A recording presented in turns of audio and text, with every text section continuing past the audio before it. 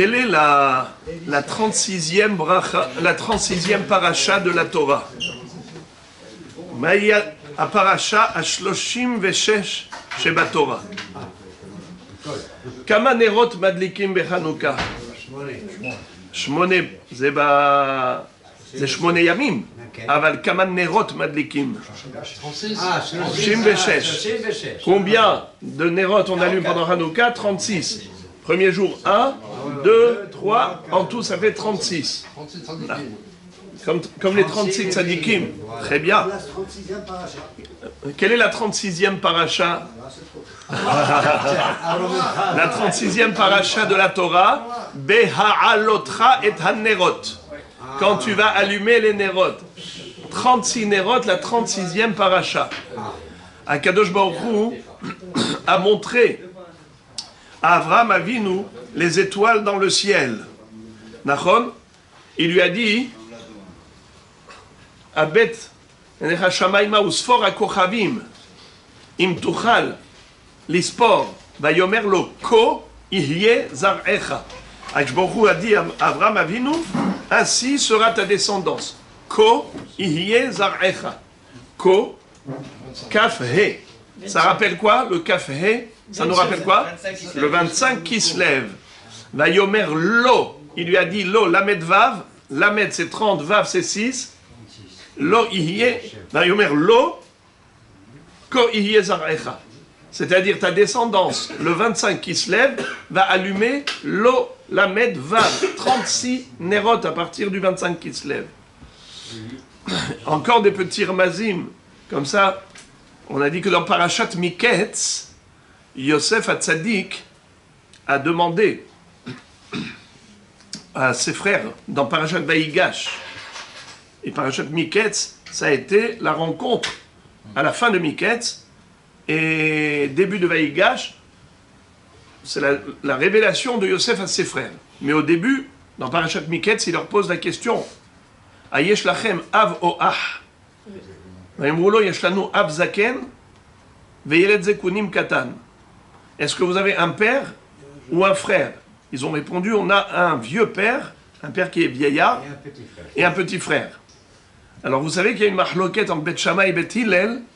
Comment est l'ordre de l'allumage? Croissant ou décroissant? Est-ce que le premier soir on allume une bougie, deuxième 2, et 8e jour 8 bougies, ou l'inverse, premier jour 8 bougies, deuxième jour 7, 6 en décroissant? Alors c'est une mahloket. Bet Shammai disent qu'on commence avec 8 et on termine avec 1. Et Bet Hillel disent au contraire. D'abord on commence avec une bougie et on termine 8e jour avec 8 bougies. Où est-ce qu'on retrouve cela dans cette question de Yosef Hatzadik à ses frères? Ayesh lachem av o ah. Av c'est Aleph Bet, Aleph Bet, Gimel, Dalet dans l'ordre croissant. O ah. Premier jour, Aleph, Het. Le premier jour, vous allumez Het, 8 Nerot. Alors ils ont dit, Yashanu Av Zaken. Hillel Azaken, c'est Bet Hillel qui disent qu'on fait Aleph Bet. Yashanu Av Zaken. On allume Aleph, Bet, Gimel, Dalet, comme Hillel Azaken. Veyeled Zekunim Katan, et un petit frère, c'est le Shamash, qu'on allume dans la Hanoukia. Et le mot Hanouka, les initiales de Hanouka, Het Nerot Vehalacha Kebet Hillel. Hanouka, le mot Hanouka lui-même, il est composé de ce remez que la halacha elle est comme Bet Hillel. Quel est le 25e mot de la Torah? Or, bravo. Or. Le 25e mot de la Torah, c'est Or. Vayomer Elokim, Yehi Or.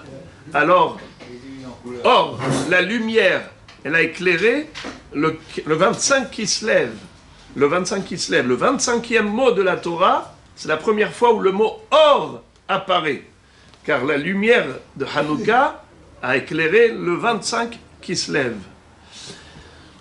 En tout cas, cette halakha qui nous étonne il y a une halakha qui consiste à dire qu'une fois qu'on a allumé la Hanoukia, et après elle s'est éteinte toute seule, on n'est pas obligé de l'allumer, de la rallumer. Comment on dit en hébreu? Kavta enozakukla. Une fois qu'il a allumé, qu'elle s'est éteinte, il n'est pas obligé de la rallumer. Mais c'est a priori contraire à l'esprit de Hanouka. Parce que Hanouka, c'est Pirsoume Nissa. Il faut publier le miracle. Et comment on publie le miracle?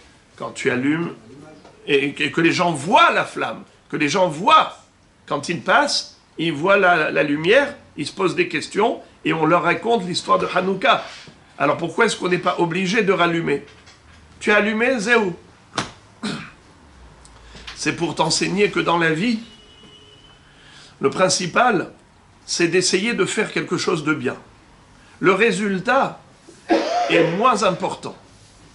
Ce n'est pas l'essentiel d'obtenir un résultat. Le principal, c'est de t'investir et de fournir les efforts nécessaires pour atteindre l'objectif. Exactement comme les Hashmonaïm. Les Hashmonaïm, quand ils ont été contre les Yevanim, la bataille était perdue d'avance. Ils ont fait un acte suicidaire. A priori, ça n'avait pas d'intérêt.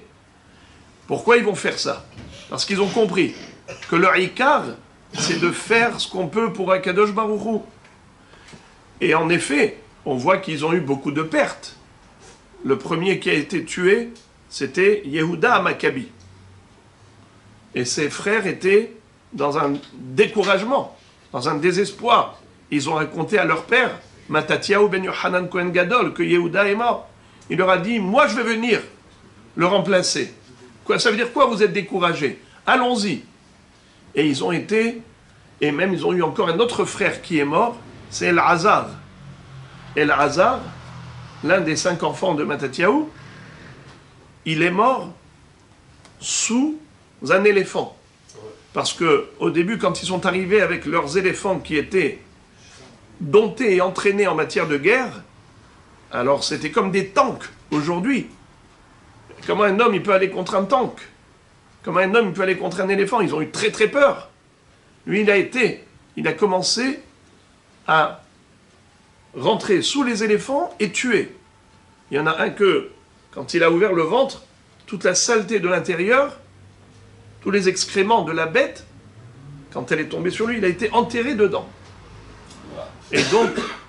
Et donc, ils auraient pu perdre espoir. Mais non. Plus tard, l'histoire des Hashmonaïm, vous le savez très bien que quand ils ont pris les rênes du pouvoir, et qu'ils ont pris la malchoute, et qu'ils ont transgressé le Issour de l'Oyasur Shevet, Miouda ou Mechokek mi ben Raglav, après ça, il y a eu l'extermination de la descendance des Hashmonaïm, la dynastie royale des Hashmonaïm, qui ont été tués par Hordos. Donc, finalement, on voit que ça n'a pas tenu longtemps. Alors, on peut avoir l'impression que Hanouka, c'est pas comme toutes les autres fêtes. À Pessah, on est sorti d'Égypte. Tous les Mitzriim sont noyés. Et Am Israël, il sort Olama, ou Bnei Israël Yotzim Beyadrama. À Sukkot, Anane Kavod, Am Israël, il traverse le désert, la tête haute, protégé par Akadosh Baruch Hu, aucun problème. Matan Torah, Shavuot, Eze Yofi.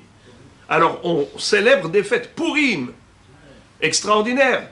Ils ont été tous sauvés, pas un seul mort. Et tous les ennemis des Juifs sont tombés entre les mains des Bnei Israël. Alors on célèbre des fêtes extraordinaires où l'aboutissement était parfait. À Hanouka, il y a eu des pertes. Mais c'est ça qu'on t'enseigne, que le principal, c'est l'investissement.